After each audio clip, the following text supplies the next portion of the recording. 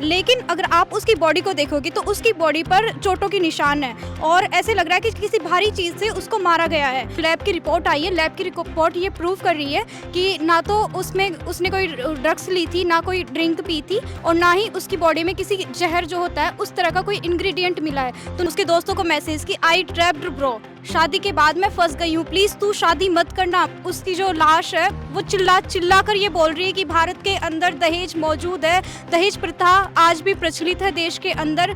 शादी का जो मंडप है वो बाजार बन चुका है और उसके अंदर जो लड़का होता है उसकी बोली लगाई जाती है। नमस्कार, मेरा नाम विक्रम है, आप देख रहे हैं लोकमत राजस्थान।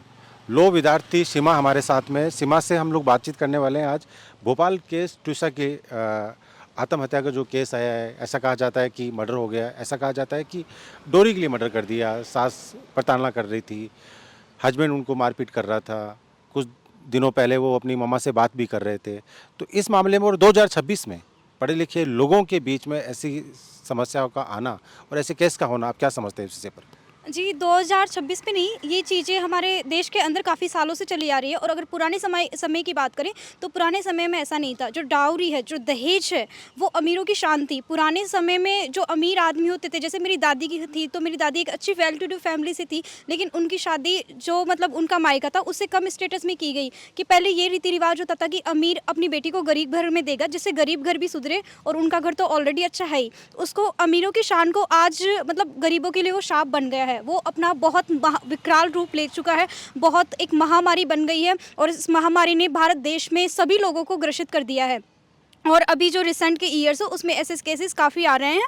और जो ये अभी ट्विशा का केस है, भोपाल केस, ये एक डाउरी का केस है और उसमें उसने सुसाइड नहीं बल्कि उसका मर्डर हुआ है।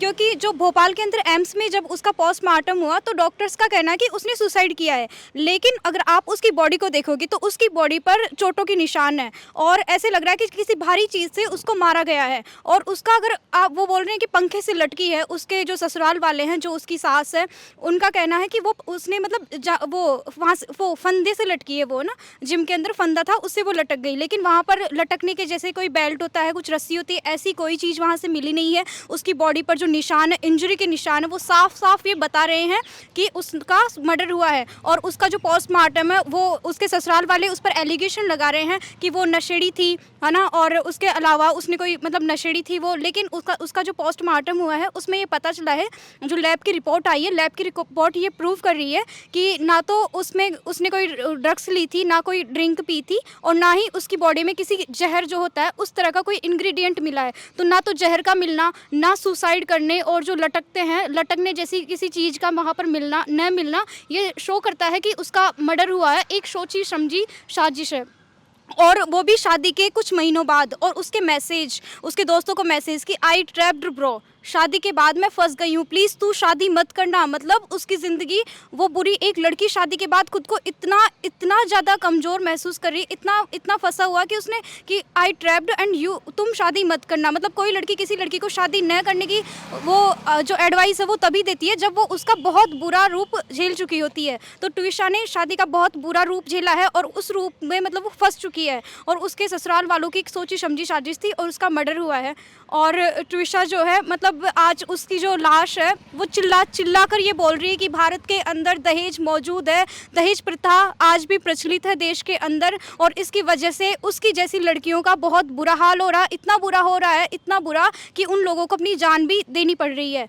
तो वो खुद पढ़ी लिखी थी, हाँ। उसके हस्बैंड पढ़े लिखे थे, सास अच्छी नौकरी करने वाली पढ़ी लिखी, उसके बाद ऐसी घटनाएं होना। और जो समझदार है, आज इंटरनेट का ज़माना है, 2026 की बात कर रहे हैं, विकसित देशों में भारत को गिना जाता है, फिर ऐसी घटनाएं सामने आना। मतलब विकसित देशों में गिना जाता है, लेकिन आज हमारे जो देश है ना, उसके अंदर जो लोगों की मानसिकता है, सभी का नहीं कहती हूँ, लेकिन कुछ लोगों की मानसिकता विकसित नहीं है। वो इस लेवल तक विकसित नहीं है कि वो दहेज जैसी प्रथा को अपने दिमाग से निकाल सके। इसीलिए तो आज शादी को सिर्फ कुछ महीने हुए हैं, उसी के अंदर मतलब जो ट्विशा है उसके जो मायके वाले हैं उनका भी कहना है कि इन लोगों ने हमें मतलब इस तरह से इनका बिहेव ताकि इन्होंने ये प्रूफ किया है कि हम तुम्हारे मतलब तो आप लोग हमारे स्टैंडर्ड के हो ही नहीं हो। और शादी के अंदर जो ट्विशा है उसके पापा ने उसको 20 लाख के कुछ शेयर्स दिए थे उनको, उन मतलब ससुराल वालों ने उस पर दबाव बनाया कि वो उन 20 लाख के शेयर्स को उसके पति के नाम करे। तो मतलब उन शेयर्स का उसके नाम वो करना, उसके मैसेजेस कि आई ट्रैप्ड ब्रो, मतलब तू शादी मत करना। और फिर शादी से वो जब शादी के 6 महीनों बाद उसका मौत होना, वो भी ससुराल के घर में। और फिर उसके ससुराल वालों का कहना कि उसने तो फंदे से लटक कर सुसाइड किया है, जबकि वहाँ पर फंदे जैसी किसी चीज़ का न मिलना, उसकी बॉडी पर चोटों के निशान, वो सब क्लियरली बताते हैं कि उसका दहेज जैसी चीज़ को लेकर उसका मर्डर हुआ है। सीमा, आप यहाँ चाकसू, जयपुर के पास में चाकसू जगह है, चाकसू से आते हैं, खुद लॉ स्टूडेंट है, लॉ कर रहे हैं, दूर आके पढ़ाई कर रहे हो, हॉस्टल में रह रहे हो यूनिवर्सिटी में। आप मुझे, अगर मैं आपको ये बात कहने के लिए बोलूँ कि आप खुल के बोलो कि भी आपके हम उम्र लड़कियों के लिए आपका क्या मैसेज होना चाहिए? मेरी हम उम्र लड़कियों के लिए मेरा यही मैसेज है कि आप अपन नारी है और भारत की नारी शक्ति स्वरूपणी है। एक लड़की जो होती है जब वो कुंवारी रहती है तो वो माँ शक्ति का, माँ दुर्गा का रूप होती है। जब वो ब्याही जाती है तो वो माँ लक्ष्मी का रूप होती है। उसके अंदर मतलब बहुत ज़्यादा शक्ति है, वो शक्ति स्वरूपणी है। तो अगर आपके सामने कभी भी कोई भी समस्या आए दहेज जैसी या किसी भी तरह की, तो आपको डरना नहीं है। आप ना तो कमज़ोर हो, ना आप किसी पर बोझ हो, और बिकाऊ तो आप बिल्कुल भी नहीं हो। आज जो भारत के अंदर जो शादियों का जो चल रहा है उसमें फिजूल खर्ची होती है, और जो शादी का पवित्र रिश्ता जो होता है वो हमारे देश में आज मतलब बाज़ार बन चुका है। शादी का जो मंडप है वो बाज़ार बन चुका है, और उसके अंदर जो लड़का होता है उसकी बोली लगाई जाती है, और फिर उसको मतलब शादी के रिश्ते को आज एक बाजार वो करके खरीद बिक्री का वो बना दिया है। जबकि एक ये पवित्र संस्कार है हमारी जो इंडिया की संस्कृति है उसके अंदर। और जो दहेज है, दहेज हर किसी को नहीं पता कि दहेज क्या है, लेकिन दहेज का दर्द उस बाप को पता है जिसने अपनी बेटी भी खोई है और अपनी दौलत भी खोई, जिसने अपनी दौलत खोकर अपनी बेटी का घर सजाया। लेकिन ये उसके ससुराल वालों की ये कुंठित मानसिकता है कि उनको एक अच्छी मतलब पढ़ा लिखा कर एक, आप सोचो आप एक छोटे से बच्चे को बड़ा करते हो तब कितनी समस्याएं आती है, उसको कहीं बीमारियां होती है, उसको आप एजुकेट करते हो, उसमें कितना खर्चा आता है। मतलब एक मनुष्य देना किसी को बहुत बहुत बहुत बड़ी बात है, लेकिन उतना देने के बाद भी लोगों का जी नहीं भरता, उनको दहेज चाहिए होता है। हाँ, मतलब ये तो कहते हैं कि भाई जो लड़की किसी के घर में आती है तो वो आपकी भी पीढ़ी आगे चलाएगी। हाँ। तो उसका सम्मान तो वो ज़्यादा होना चाहिए, और उसी को मार दिया जाता है। जी सर, हाँ, लड़की जब आती है तो वो पीढ़ी को आगे चलाती है, बिल्कुल आगे चलाती है। जो मनुष्य आज जो संसार में है, मतलब जिस एक रथ के जो 2 पहिए होते हैं, 2 पहियों के साथ रथ चलता है, उसी तरह जो हमारा जो संसार है वो भी मनुष्य, जो लड़की और जो लड़का होता है, उन दोनों के सहयोग से चल रहा है। लेकिन उसको मार दिया जाता है, और ऐसा आज हो रहा है। मतलब ट्विशा का जो केस है वो साफ साफ ये बताता है कि आज इंडिया के अंदर दहेज जैसी प्रथा ने बहुत विकराल रूप ले लिया है। और उसकी जो लाश है वो आज चीख चीख कर ये बोल रही है कि हाँ, आज भारत देश में लड़कियों की दहेज की वजह से हत्याएं हो रही है, और अब जो लड़कियां हैं आप उनको बचा लो। जो हाल उसके साथ हुआ है वो हाल किसी और के साथ नहीं होना चाहिए। और इसके लिए हमारे प्रशासन को भी मजबूती से काम करना होगा, क्योंकि उनको ये सोचना होगा कि आज अगर ट्विशा गई है तो हो सकता है कि कल उनकी पोतियों का या उनकी आने वाली पीढ़ी में भी किसी लड़की का नंबर आ जाए। तो जब ट्विशा जैसी जो लड़कियां बची है वो सेफ़ होगी, जब हम सेफ़ होंगे तो उनके घर की बेटियां भी सेफ़ होगी। तो हमें हर घर की बेटी को अगर सुरक्षित करना है तो हमें इस दहेज जैसी प्रथा को निकालना पड़ेगा। और दहेज आज अगर डाउरी का एक्ट है 1961 का, उसके सेक्शन 4 में भी डाउरी की डिमांड करना इलीगल है, उसके लिए पनिशमेंट मेंशन है।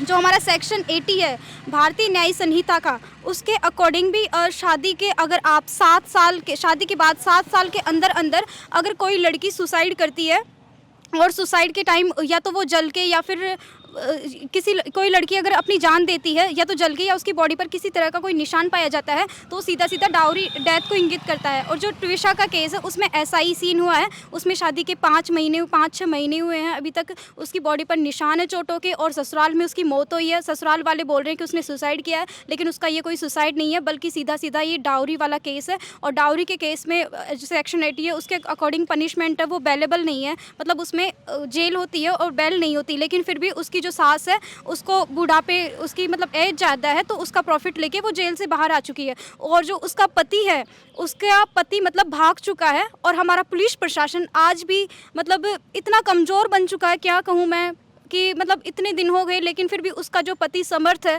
आज भी पुलिस उसको ढूंढ पाने में असमर्थ साबित हुई है।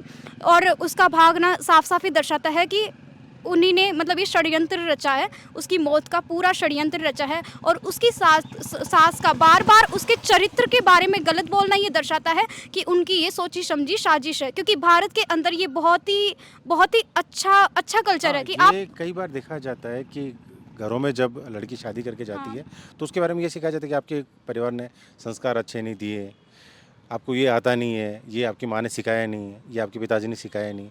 तो ऐसी भावनाएं वो अपने बच्चों के साथ क्यों नहीं करते, वो जब किसी लड़की नहीं बहू के करते, साथ नहीं करते?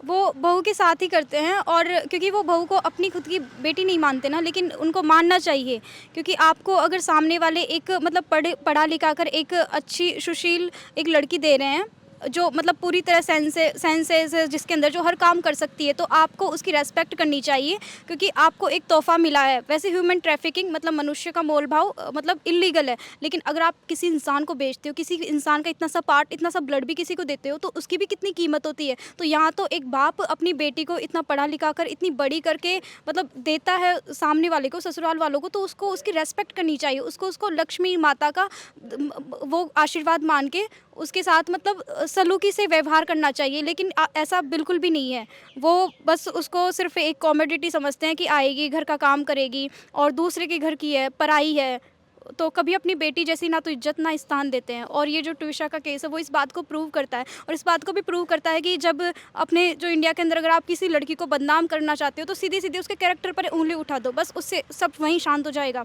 तो उन्होंने भी यही काम किया है कि इस केस को दबाएंगे, मतलब उसके कैरेक्टर पर उंगली उठाओ तो उसके घर वाले अपने आप चुप हो जाएंगे। कि लड़की का कैरेक्टर होता है तो समाज में फिर इज्जत उछलती है, तो उसमें घर वालों की भी बदनामी होती है। तो उनकी पूरी सोची समझी साजिश है वो, उसकी चोटों पर कोई निशान नहीं है, जो उसके शरीर पर चोटों की निशान है जो ये दर्शाते हैं कि उसका मर्डर हुआ है। उसकी सास है वो उसके अगेंस्ट मतलब उसके बारे में, चरित्र के बारे में बुरा बोल रही है। उसका पति भाग चुका है, वो सीधा सीधा दर्शा रहा है कि इन लोगों ने उसका मर्डर किया है, और उन लोगों को कठोर से कठोर सज़ा मिलनी चाहिए। और इसमें हमारे पुलिस प्रशासन को, हमारी सरकार को साथ मिलकर काम करना होगा। और भारत के अंदर भी सभी लोगों को दहेज लेना और दहेज देना दोनों ही बंद करना होगा, क्योंकि दहेज जैसी बीमारी सिर्फ दहेज लेने वालों की वजह से नहीं, बल्कि दहेज देने वालों की वजह से भी पनप रही है।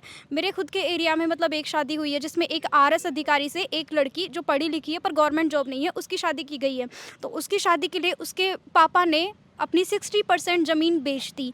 और जब लोगों ने बोला कि आप दहेज दे रहे हो, तो उन्होंने उनको शांत कर दिया कि नहीं, एटलीस्ट मेरी बेटी को अच्छा रिश्ता तो मिल रहा है, अच्छा लड़का तो मिल रहा है। तो दहेज जो चीज़ है उसमें लेने वाले और देने वाले दोनों की गलती होती है, तो दोनों को रुकना होगा। और मैं लड़कियों को यही बोलना चाहती हूँ कि आप खुद को इतना कैपेबल बनाओ, इतना कैपेबल कि आपको किसी भी लड़के से शादी करने के लिए उसको दहेज जैसी चीज़ को नहीं देना पड़े।